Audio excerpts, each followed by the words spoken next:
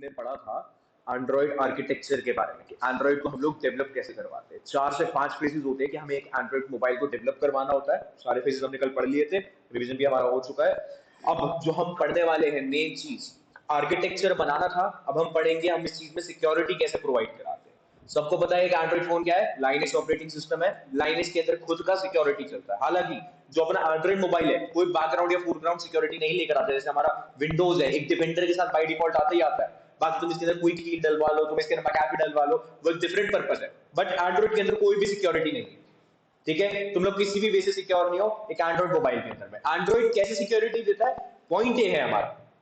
ठीक है, पॉइंट ये है कि भाई एंड्रॉइड सिक्योरिटी कैसे दे रहा है। पहले यही पढ़ेंगे कि भाई सिक्योरिटी का पार्ट क्या है, फिर पढ़ेंगे परमिशन मॉडल क्या है, फिर पढ़ेंगे एडीपी के बारे में। अब भाई सबसे बड़ी चीज सिक्योरिटी। तो भाई पंकज, सिक्योरिटी क्या होता है? सिक्योरिटी सिक्योरिटी प्रोवाइड करता है, मतलब बेसिकली मतलब हार्मफुल चीजों को प्रिवेंट करता है डिवाइस।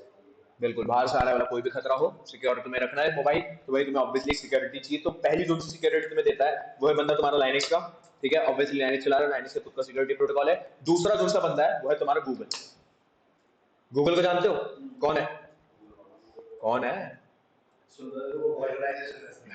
ऑर्गेनाइजेशन है। गूगल तुम्हें सिक्योरिटी देता है। कैसे देता है गूगल सिक्योरिटी?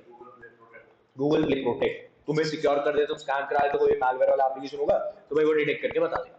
ठीक है, बट ये तो चलो तुमने प्ले प्रोटेक्ट बंद कर दिया, फिर तो कोई देखने वाला बचा नहीं। तब दूसरे सीन में आते तुम्हारा लाइनक्स ऑपरेटिंग सिस्टम। अब भाई मैं क्या करूंगा, अब मैं लाइनक्स की ऑपरेटिंग सिस्टम अपना ओपन करूंगा इस काम के लिए। तो कहा गया, कहा गया, ये रहा। ठीक है, मोबाइल मैंने ऑलरेडी ओपन कर लिया है। अब यहां से अपना एक्सेस ले लूंगा एडीबी का। एडीबी जानते हो सारे? ठीक है, पक्की बात है ना भाई, सारे जानते हो ना? डिटेल में नहीं, एडीबी क्या है इतना पता है। एडीबी होता है हमारा एंड्रॉइड डीबग ब्रिज। बाद में पूरा एक्सप्लेन करूंगा। अब जो मैं समझा रहा हूं वो है कि भाई ये आ गया मेरा सारा का सारा एंड्रॉइड के इंटरनल वाला हिस्सा, मतलब बैकग्राउंड में मेरा ये मोबाइल चल रहा है। मोबाइल कहाँ गया यार? मोबाइल मोबाइल मोबाइल, ये रहा मेरा मोबाइल। मोबाइल का एप्लीकेशन बहुत सारा ओपन हो गया। कोई नहीं, मतलब मोबाइल चल रहा है बैकग्राउंड में मेरा, पता है मेरे को। ठीक है, एकदम शाम से गैलेक्सी S7 चला रखा है। हर मोबाइल के अंदर में एक कर्नल ऑपरेटिंग सिस्टम चल रहा है जो कि तुम्हारा लाइनक्स से बिल्कुल ही डिफॉल्ट के ऑपरेटिंग सिस्टम के बेस पर होता है। जहां पर तुम्हारा हर एक फोल्डर, जैसे तुम्हारा एसबिन आ गया, फाइल सिस्टम के जैसे जैसे तुम्हारा रूट का फोल्डर आ गया, फिर प्रोसेस एनवायरनमेंट आ गया, फिर एमएनटी माउंट वाला फोल्डर आ गया, फिर सिस आ गया, सिस्टम आ गया, टीएमपी आ गया। ये सारे के सारे तुम्हारे लाइनक्स के अंदर बाय डिफॉल्ट फोल्डर्स होते हैं। तुम ऑलरेडी लाइनक्स चला रहे हो तो लाइनक्स के अंदर सिमिलर चीजें पड़ी हुई। ये रहा तुम्हारा कॉन्फिग और ये रहा तुम्हारा डेटा। ठीक है, एंड्रॉइड की सबसे खास बात और सबसे क्रूशियल डेटा वो स्टोर करता है अपने एसडी कार्ड एनवायरनमेंट में। हालांकि मोबाइल के अंदर हमेशा एसडी कार्ड नहीं लगा हुआ होता, बट स्टिल एसडी कार्ड नाम का एक फोल्डर बना रखा है जहां पर तुम्हारा फाइल मैनेजर पूरा पूरा प्रेजेंट है। ठीक है, अब मैं क्या करता हूं, मैं यहां से चला जाता हूं अपने एसडी कार्ड में जाता हूं।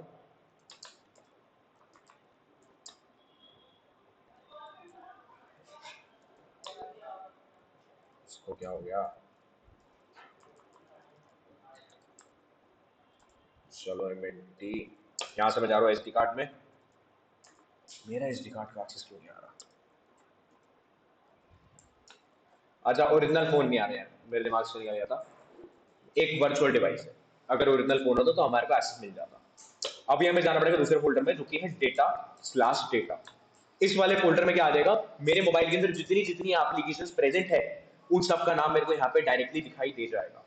ठीक है, जितना भी मैं डाउनलोड करूँ, अगर ये मोबाइल हो तो मैं एसडी कार्ड में जाके डायरेक्टली डिटेल देखता, तब भी मेरे को सिमिलर चीजें दिखाई देती। बट ये वाला एक ओरिजिनल डिवाइस नहीं, एक वर्चुअल डिवाइस है। अब यहाँ पे क्या करूंगा, ls-la, ताकि तो मैं लाइनक्स का सिक्योरिटी दिखा सकूं। तो लाइनक्स की सिक्योरिटी की खास बात क्या है, यहाँ पर है ना हर चीज डिफाइन करी जाती है एक पर्टिकुलर नंबर और एक अथॉरिटी के साथ में। मतलब क्या, एक नंबर ये रहा तुम्हारा, एक रहा अथॉरिटी ये वाला। ठीक है, अथॉरिटी क्या दे रखा है, रूट। और सबको एक एक नंबर भी अलॉट कर रखा है कि भाई हर एक को नंबर दिया जाएगा। हर एक एप्लीकेशन जैसे एसीसीटी है उसको एक ये नंबर दिया गया। यहाँ पे कोई भी नंबर नहीं मेंशन करेगा क्योंकि ये भी कोई भी एक भी एप्लीकेशन नहीं है। अब मैं वापसी जाता हूँ डेटा में, वहां पे सिमिलर चीज दिखाऊंगा। फिर से ls-la, और देखो अब यहां पर आए U0 U60 U0 A60। ठीक है, ये है इस पर्टिकुलर एप्लीकेशन का यूआईडी और पीआईडी। जितनी मेरे मोबाइल फोन के अंदर डाउनलोडेड है, जितना भी मैंने जेनीमोशन से डाउनलोड करा था, वो सारा का सारा मेरे को यहाँ पे शो आउट होने लग जाएगा इस पर्टिकुलर मोबाइल का, जो कि यहाँ पे प्रेजेंट है। ठीक है, अब पॉइंट क्या रहता है लाइनेज की सिक्योरिटी का, कि लाइनेज चलता है तुम्हारे एक नंबर बेस्ड सिस्टम पे। नंबर बेस्ड सिस्टम इस चक्कर में वो इस्तेमाल करता है कि हर चीज को, अगर यार तो फिर तुम्हें कल को मालवेयर एनालिसिस भी करना पड़ेगा, भाई मोबाइल के अंदर कोई मालवेयर ना आ जाए तो तुम्हें हर चीज को नंबर के ऊपर नापना पड़ेगा। जैसे कि भाई मैं कहता हूं कि एक तुषार नाम का मेरे पास एक एप्लीकेशन पड़ा हुआ है, उसका एक यूआईडी दे रखा है नंबर 1 और उसका पीआईडी भी नंबर 1 ही दे रखा है स्टैटिक स्टेट में, जब वो चल ना रहा हो। ठीक है, डायनामिक स्टेट में जब वो आ जाएगा, यानी कि रनिंग में आ जाएगा, तब हो सकता है उसके अंदर कोई चेंजेस आए, क्योंकि हमेशा ऑफ रहता है तो कुछ चीजें नहीं होती। जब वो चलने लग जाता है तो कुछ नई चीजें डेवलप करने लग जाता है। जब चलता है तब क्या डेवलप करेगा वो, जैसे और एग्जीक्यूशन के टाइम की डिटेल्स, बिल्कुल, और जो भी डेटा वो फैच कर रहा है, इवेंट्स करेगा, लॉग्स करेगा, रनिंग स्टेट करेगा, लॉग्स बनाएगा हर एक चीज के, उससे एक पर्टिकुलर फोल्डर में बनाएगा, टेम्परेरी फाइल्स बनाएगा, बहुत सारी चीजें बनाएगा। बट कब हुआ, एग्जीक्यूशन हो जाने के बाद। और जब एग्जीक्यूशन हो गई तब अंदर के प्रोसेसेस चेंज हुए। जब अंदर का प्रोसेस चेंज हुआ तब जाके मेरे को देखना पड़ेगा कि भाई एक्चुअली में स्टेट हुई क्या है इसके साथ, क्या क्या चेंजेस आए हैं इसके अंदर। तो भाई अभी मैंने यहाँ पे डायरेक्टली चीजें ओपन कर रखी बस। अब यहाँ पे इसका नंबर आ गया एक पर्टिकुलर एप्लीकेशन का U0A60 U0A60, या तो फिर ये आ गया ऑमरॉन सॉफ्ट जो सी भी है इसका 4646। तो मैं यहाँ पे प्रोसेस चेक कर लेता हूँ, जितनी मेरी एप्लीकेशंस बैकग्राउंड में रनिंग है सबके मेरे को यहाँ पे प्रोसेसेस के नाम वगैरह, फोल्डर वगैरह सब कुछ शो आउट करता है। ठीक है, अभी तक बस मैंने अपना मोबाइल चलाया है, मोबाइल के ऊपर मैंने कुछ भी वर्किंग नहीं करा है, इसलिए मेरा प्रोसेस में कोई स्पेसिफिक नाम नहीं दिखा रहा कि भाई आपके साथ में कुछ नाम वगैरह चल रहा हो। ठीक है, मेरा मोबाइल अभी बस स्टैटिक स्टेट में। मैं तुम्हें ये समझाना चाहता था कि भाई अगर हमारे सिस्टम के अंदर में कोई भी इशू आता है कल की डेट में, तो हमें डायरेक्टली वो चीज के बारे में पता चल सकता है, सिर्फ ये पता करके कि भाई किसका क्या नंबर अथॉरिटी चल रहा है। ठीक है, तो हर चीज का नंबर मैच करना है। इस चक्कर में हमारी सेकंड लेवल की सिक्योरिटी हो जाती है। एक देगा तुम्हें कर्नल, एक देगा तुम्हें कौन, तुम्हारा खुद का गूगल। हमेशा दो काइंड की सिक्योरिटी चलेगी, इन दो काइंड की सिक्योरिटी के बिना तुम्हारे काम नहीं हो पाते कभी। ठीक है भाई, चलो वापसी आते हैं। यहां पर आ गया मैं, पहली चीज मेरी लाइनेज की। ठीक है, the foundation of Android platform Linux kernel है भाई, जैसे कि मैं ऑलरेडी बता चुका हूं कई बारी। लाइनेक्स कर्नल से हर चीज की शुरुआत हुई है, उसके बिना नहीं चल रहा था कुछ भी। कई सालों से काम चलाए गए हैं भाई लाइनेक्स के ऊपर ही। as the base of a mobile computing environment, Linux kernel provides Android with several key security feature। ये फीचर अब बता रहे कि कौन से मिलेंगे। a user based permission model, सबसे पहला सबने देखा भी होगा, कोई जानता है इसके बारे में? यूजर बेस्ड परमिशन मॉडल क्या?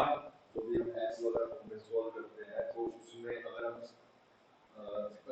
गूगल से भी कर रहे हैं तो है ना, वो पीछे से परमिशंस पहले मांगता था, और अभी तो ऑटोमेटिक हो गया। और अगर हम एपीके से कर रहे हैं थर्ड पार्टी से, तो अभी भी इनसे परमिशन मांगता है। कोई भी आप सिस्टम में चले जाओगे होंगे, उसमें ऐप मैनेजमेंट में जाके या किसी भी ऐप के पेज चले जाओ, उसमें यहाँ पे हमें परमिशंस मांगता है। स्टोरेज की हो गया, फोन की हो गया, कैमरा डिटेल्स हो गया, कॉल लॉग्स हो गया, इन सब चीज़ों ये हमारे यूजर बेस पे वो तो दो में मांगता है। हम देखो से कभी कभी हो जाता है, बेस पे पहले मांगता है, अब नहीं मांगता। यूजर बेस्ड परमिशन मॉडल का सिंपल मतलब है तुम लोग कुछ भी डाउनलोड कर लो, उस डाउनलोड के बाद वो तुमसे परमिशन मांगेगा फर्स्ट रन पे। क्या? कॉन्टैक्ट का एक्सेस चाहिए, जियो लोकेशन का एक्सेस चाहिए, ठीक है, फाइल मैनेजर का एक्सेस चाहिए, कैमरे का एक्सेस चाहिए, माइक्रोफोन का एक्सेस चाहिए, स्पीकर का एक्सेस चाहिए, सब चीजों का एक्सेस तुमसे मांगता है यूजर बेस्ड परमिशन मॉडल। ठीक है, हमेशा इसकी फाइल बन की फाइल का नाम है एंड्रॉइड मैनिफेस्ट डॉट एक्सएमएल। ये पर्टिकुलर फाइल हमेशा मेंटेन होगी। क्या रखा जाएगा कि भैया परमिशन क्या क्या मांगनी है एक पर्टिकुलर एंड यूजर क्लाइंट से। ठीक है, आपने जो परसों की क्लास में एप्लीकेशन के अंदर जो मैंने डेस्कटॉप फोटो दिखाया, बिल्कुल वही वाला। ठीक है, दूसरा है प्रोसेस आइसोलेशन। प्रोसेस आइसोलेशन के लिए तुम्हें कंपोनेंट समझने पड़ेंगे पहले, बट अभी तक मैंने कंपोनेंट्स तुम्हें बताए नहीं, अभी कंपोनेंट भी बताऊंगा। तो वैसे तो प्रोसेस आइसोलेशन का मतलब है कि भाई अगर कोई एक एप्लीकेशन वर्क करे, जैसे तुम्हारा ट्रू कॉलर है, ठीक है, एक ट्रू कॉलर चलता है और एक तुम्हारा नॉर्मल मोबाइल का चलता है। तुम्हारा ट्रू कॉलर बहुत बारी परेशान करता होगा कि चीज के भाई डिफॉल्ट पे डालो मेरे को। ठीक है, प्रोसेस आइसोलेशन का मतलब है कि भाई काम एक ही कराना है, क्या कॉल उठवानी है, यूआई कॉल ट्रू कॉलर भी देगा, यूआई कॉल तुम्हारा मोबाइल भी देगा। अब वो बीच में तुमने कभी ट्रू कॉलर को परमिशन ही नहीं दिया, बाय डिफॉल्ट पे डालेंगे और वो अचानक से उठकर आ गया, तो प्रोसेस आइसोलेशन नहीं कर रहा। मतलब कॉलिंग के लिए तुमने नॉर्मल वाला ही रखा हुआ था अपने मोबाइल का, बट ओपन वही होना चाहिए था, वो नहीं ओपन हुआ, ट्रू कॉलर ऑटोमेटिकली ओपन हो गया, परमिशन नहीं थी उसको, ये प्रोसेस आइसोलेशन है। एक एप्लीकेशन एक काम के लिए इस्तेमाल कर देगा, डिफॉल्ट पे नहीं डाला गया तो मतलब आपने करवाया है पर फिर भी हो गया वो काम एट फोल्ड होने फिर ट्रू कॉलर की तरफ ट्रू कॉलर की में कोई इशू है, ट्रू कॉलर तेरी बात नहीं मान रहा है, यानी कि मैलवेयर उसके अंदर ऑब्वियसली, ठीक है, ये सिक्योरिटी कर रहा है तेरा लाइनक्स, देख रहा है कि भाई बीच में कोई वाला पंगा ना डाल दे, अगर पंगा हो गया तो मेरे को देखना पड़ेगा। Extensible mechanism for secure IPC, Aditya IPC तो जानता होगा। सर प्रोसेस आइसोलेशन में हमारे अंदर से वैसे होता है जैसे हम कोई भी मैलवेयर के साथ run.exe वाला जो हम डालते थे क्या नाम ऑटो रन या एनी रन ऐसा कुछ डालते हैं ना, दोबारा बता यार। नाम भूल गया हूँ उसका।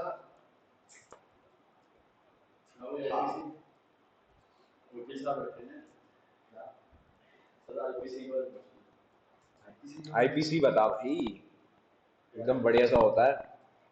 आईपीसी कंप्यूटर के लेवल पे कंप्यूटर नहीं नहीं, तू आईपीसी वैसे बता दे। इंडियन लेवल कोड होता है आईपीसी का क्या होता है नहीं, आईपीसी क्या होता है यार? इंडियन कोड क्या होता है? Inter process communication. आपने बोला कंप्यूटर का प्रोसेस, मैं तो वैसे ही जनरल नॉलेज पढ़ा रहा था बच्चों की, ठीक है। आईपीसी इंटर प्रोसेस कम्युनिकेशन, अभी तक मैंने कंपोनेंट्स फिर से तुम्हें नहीं बता रखे, ठीक है। कंपोनेंट जब बताऊंगा तो आईपीसी भी बताऊंगा, क्योंकि तुम्हें अगर एक एप्लीकेशन चलाना है ना तो तुम्हारे 4 कंपोनेंट्स चलते हैं एक एप्लीकेशन को रन कराने के लिए। यहाँ पे मैं तुम्हें क्या समझा रहा हूँ कि सिक्योरिटी देते तुम्हारा आईपीसी। आईपीसी है, तुम्हें कोई भी ऐप चलवाना है तो आईपीसी को दिखाना पड़ेगा एक स्पेसिफिक इंटेंट चलवाने के लिए। बैकग्राउंड का कंपोनेंट बहुत बड़ा है, अभी तक कंपोनेंट मैंने तुम्हें समझाया नहीं। The ability to remove unnecessary and potentially insecure parts of the kernel, ये भाई ये चौथा सिक्योरिटी का फीचर है कि भाई जोन सा भी तुम मैलवेयर वगैरह कोई कल की डेट में आ भी जाता है या कोई भी बंदा कोई एप्लीकेशन क्रिएट करता है तो उससे कुछ ऐसा स्पेसिफिक ना हो जाए कि कर्नल को हार्म ही पहुंच जाए। यानी कि कर्नल सिक्योरिटी दे रहा था, कर्नल को ही इन्होंने क्या करा, परेशान करके रख दिया, कर्नल ही नहीं चलाया, ठीक है। ये करके ये वाले स्पेसिफिक काम करवाए जाते हैं। यहाँ पर वही बात है। अब आया सिक्योरिटी का फीचर, एक एप्लीकेशन सैंडबॉक्स। सैंडबॉक्स यानी कि मोबाइल के अंदर तुम जितना चलाते हो सब कुछ सैंडबॉक्स एनवायरनमेंट में चलाते हो। सैंडबॉक्स मेरे ख्याल से सबको ही पता है क्या होता है रागी, आदित्य। सैंडबॉक्स, सैंडबॉक्स होता है तुम्हारा वर्चुअल मशीन, ठीक है, सिंपली वर्चुअल मशीन है। एंड्रॉइड में बाय डिफॉल्ट सैंडबॉक्स चलता है, ठीक है। सिक्योरिटी है डायरेक्ट, जैसे ये रहा मेरा विंडोज का सैंडबॉक्स, हम सबके सिस्टम्स के अंदर सैंडबॉक्स आता है बाय डिफॉल्ट में।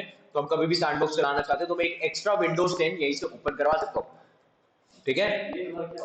सैंडबॉक्स तेरा वर्चुअल मशीन है, जैसे VMware में तो बनाता है ना, ये यहाँ पे बाय डिफॉल्ट आया, ठीक है। सब सिस्टम्स में होता है सैंडबॉक्स। सैंडबॉक्स क्या है, आइसोलेट करवाया तेरी दूसरी एप्लीकेशन को। मतलब क्या कि तेरे को अगर कॉल ऑफ ड्यूटी चलानी है तो तेरा कॉल ऑफ ड्यूटी का भी सैंडबॉक्स चलेगा, मतलब एक अलग से ही मोबाइल में जाके चलेगा, जिस मोबाइल से तेरे को मतलब नहीं। अगर कॉल ऑफ ड्यूटी में कोई मैलवेयर भी हो ना तो तेरे पूरे मोबाइल को हार्म नहीं पहुंचाने वाला। बस वही का वही एनवायरनमेंट बन गया, समझे पंकज? क्या चीज ऊपर करते हैं?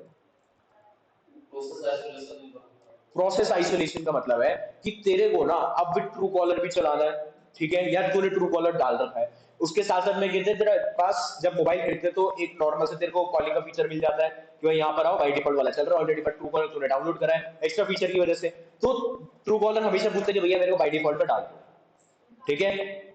वो क्यों पूछता है, वो ये पूछता है कि भाई जब जब कॉल आएगी ना तो एक यूआई ओपन होगा जहां पे एक्सेप्ट और डिक्लाइन आता है कि भाई मोबाइल उठा लिया जाए या काट दिया जाए। उस पर्टिकुलर पॉइंट पे ट्रू कॉलर का इंटरफेस आना चाहिए या तुम्हारे मोबाइल वाला इंटरफेस आना चाहिए। प्रोसेस आइसोलेशन में यहां पर ये मतलब है कि दोनों में से एक ही आएगा, दोनों जबरदस्ती नहीं लगाए जाते। System partition and safe mode, ये आ गया एक और सिक्योरिटी का feature, the system partition. System partition तो सारे जानते हो, हिस्सों में बांट दिया जाता है। अब हमारे मोबाइल में कौन सा पार्टीशन चल रहा है, लॉजिकल चल रहा है, फिजिकल चल रहा है? अगर मैं अभी अपने मोबाइल के पार्टीशन का एक्सेस लेता हूं, लॉजिकल पार्टीशन का एक्सेस लूंगा या फिजिकल पार्टीशन का एक्सेस लूंगा? क्यों फिजिकल का है? हार्डवेयर पे, सब तो हार्डवेयर भी है, मेरे लैपटॉप का भी तो हार्डवेयर भी है, फिर लॉजिकल का है। सॉफ्टवेयर में मतलब क्या, मेरे सिस्टम में जो जिस पीसी डाल रखा है वो लॉजिकल हुआ? मैंने इतना सा पूछा कि भाई मोबाइल पे मैं कौन से पार्टीशन के एक्सेस में बैठता हूं, लॉजिकल या physical? In terms of storage logical है। क्यों? क्योंकि फाइल सिस्टम मैनेज करना, तो फाइल सिस्टम हमारा सॉफ्टवेयर ही है, सॉफ्टवेयर लेवल पे लॉजिकल तो ऐसे तो मेरा जिस पीसी में मैं चला जाता हूँ वहां जिस पीसी मेरे को डायरेक्टली एक चीज शो कर देगा कि भाई ये सी ड्राइव, ये डी ड्राइव, तो सिस्टम मैनेज कर रहा है ना आपके। तो ये क्या है, ये लॉजिकल है फिजिकल है? ये लॉजिकल है। क्यों? हमने क्रिएट करा है लॉजिक।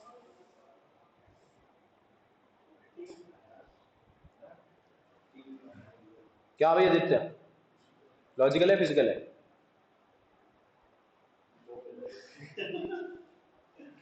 पंकज हार्डवेयर से होती है वो नहीं। क्यों?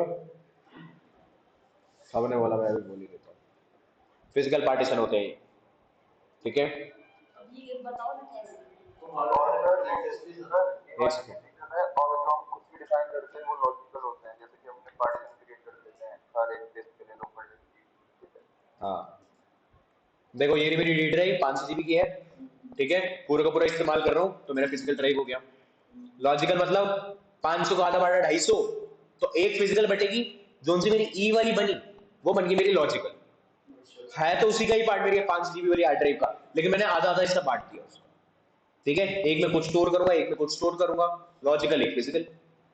हिंदी इसमें भी 2 ड्राइव्स हैं, इसमें भी 2 ड्राइव्स नहीं, मैं बांटने की बात करूं, उसको आधा बांट दूंगा, 250 जीबी एक निकालूंगा, 250 जीबी एक निकालूंगा। मेरे में दोनों ही है, दोनों की तरफ फिजिकल है। तो यहाँ पर जो डी है, डी है फिजिकल है, आधा पर डी का टी और ई करती है तो फिर वो हमारी। हाँ बिल्कुल, आधा आधा बांटा, एक ही हार्ड ड्राइव को आधा बांटा। आधे से ऊपर से दो, आधे से ऊपर से दो। आधे से ऊपर कितने, कोई नहीं, वो लॉजिकल में बट चुका है, तूने हिस्सा तो बांट दिया ना, ठीक है? इस तरीके से क्या होता है, तुम्हारा सिस्टम में पार्टीशन बांट जाता है। बाय डिफॉल्ट तुम्हारा मोबाइल लॉजिकल पार्टीशन पे, तुम्हें कभी भी फिजिकल पार्टीशन का एक्शन नहीं लिया जाता। इसलिए एक बात बोली जाती है कि भाई सिस्टम या मोबाइल की कभी भी फुल रिकवरी नहीं पॉसिबल है। क्यों नहीं रिकवरी पॉसिबल है? क्योंकि तुम ऐसे लॉजिकल पार्टीशन पे बैठे हुए हो, और जब तक फिजिकल एक्सेस नहीं मिलेगा तब तक तुम काम नहीं कर सकते। रूट मार के मोबाइल, ठीक है? फिर आया दूसरा सेफ मोड। नॉर्मली हम लोग सेफ मोड पे नहीं बैठते हैं। सेफ मोड का ये मतलब है तुम लोग सिर्फ रीड ओनली चला रहे हो, वहां पे कोई राइट नहीं है, रीड ओनली मोड है तब सेफ मोड के अंदर। किस लिए जाते हैं? मैलवेयर डिटेक्शन के लिए। रीडर के हमारा उस डिवाइस पे हाँ, इसके अंदर ही। सेफ मोड में नहीं है ना। क्या सेफ मोड में नहीं है। तू सेफ मोड में कहा है? मैंने कहा सेफ मोड में जा सकते हैं। सेफ मोड में जाएगी ना तो तेरा बाजू में ऑटोमेटिकली नाम छोड़ देगा कि सेफ मोड में ही बैठे हो। हां सर, ये सैमसंग के उसमें ओप्पो के फोन में देखा मैंने। सब मोबाइल्स में आता है, सब मोबाइल्स में आता है, नाम अलग होता है बट होता है। ये रिव्यू में देखा मैंने। सब मोबाइल में आता है ये। देख लेते हैं, वाटर मार्क चेक हो जाएगा अभी। अच्छा सर, वो डिवाइस नाम क्या था? रीड ओनली होगा। ये देखो, ये रहा सेफ मोड। हाँ नहीं हम हो गया था, हम चालू कर रहे हैं दोबारा। सिक्योरिटी का फीचर है। अगर कभी भी सिस्टम को लगता है कि मैलवेयर बहुत ज्यादा आ रहा है सिस्टम में, खुद को सेफ मोड पे वो डालता है, ठीक करता है, क्योंकि तब सब रीड मोड पे ऑटोमेटिकली फिर स्कैन करेगा खुद को, फिर टेस्ट करेगा। हाँ मतलब पावर का बटन, मतलब अलग अलग मोबाइल का अलग है हिसाब है। पावर बटन, वॉल्यूम डाउन दबाओ तो ओपन हो जाता है, वॉल्यूम अप दबाओ तो क्लोज हो जाता है। डिपेंड करता है मोबाइल की कंपनी पे, वॉल्यूम डाउन बटन से। किसी से भी हो सकता है, कंपनी पे डिपेंड। चलो अभी आगे भाई क्रिप्टोग्राफी का एरिया। मोबाइल लाइनेक्स चल रहा था, ऑब्वियसली क्रिप्टोग्राफी भी करेगा। क्रिप्टोग्राफी करता है लेकिन एपीआई के बेस पे। एपीआई जानते हो ना सारे, कनेक्ट करवाता है फ्रंट एंड को बैक एंड से बेसिकली। बट यहाँ पे क्रिप्टोग्राफी एपीआई इसलिए क्योंकि भाई ये जो एपीआई है क्रिप्टोग्राफी की एपीआई है, किसी से भी कनेक्ट करवाएगा तो भाई तेरा डेटा सारा का सारा एपीआई पे जाएगा। एपीआई पूरा पूरा एक टनल में डालेगा तेरे को, और भाई वो एनक्रिप्ट करते चला जाएगा डेटा। जैसे कल मैंने बताया था एसएसएल का लेयर चल रहा है लाइन इसके कर्नल के बाद। चलो फिर आ गया रूटिंग ऑफ डिवाइस वगैरह वगैरह, उसकी डिटेल आ गई। क्वेश्चन पूछा था से रिलेटेड में, ये बड़ी वाला पार्ट है। कह सकते हैं एक होगी हमारी कर्नल की सिक्योरिटी, एक आ गई हमारी एप्लीकेशन की सिक्योरिटी, ठीक है? जिसमें हमारा सबसे पहला एंड्रॉइड manifest.xml की फाइल ऑलरेडी समझा चुका हूं ये वाला मैं, ठीक है? इसके अंदर क्या है? इसके अंदर तुम्हारा हर एक एक टाइप का कंपोनेंट डाल रखा है। स्पेसिफिक कंपोनेंट कौन से? एक्टिविटीज, सर्विसेज, ब्रॉडकास्ट रिसीवर और कंटेंट प्रोवाइडर्स। ये चार चीजें मेन इसके अंदर डली रहती है एंड्रॉइड manifest.xml में, जिसके अंदर तुम्हारा परमिशन वगैरह की बातचीत करी जाती है। फिर आया तुम्हारा एक्टिविटी, सर्विस, ब्रॉडकास्ट रिसीवर वगैरह वगैरह समझाया गया है, जो कि अभी मैं समझाने भी वाला हूं, ठीक है? यहाँ पर आगे भाई पूरा पूरा सिक्योरिटी का फीचर की मांगता क्या क्या है वो तुमसे कैमरे का फंक्शन मांगता है, लोकेशन वगैरह का मांगता है, ब्लूटूथ की एक्सेस मांगता है, टेलीफोन के एक्सेस, एसएमएस का एक्सेस, इंटरनेट का एक्सेस, ये सारे एक्सेस तुमसे लिए जाते हैं मैनिफेस्ट की फाइल के लिए, ठीक है? How user understand third party application, अभी जरूरत नहीं है अपने को। वैसे ये वाली परमिशन है जो कि मैं ऑलरेडी बात कर रहा था तुम लोगों से, ये सारी परमिशंस मांगी जाती है, ठीक है?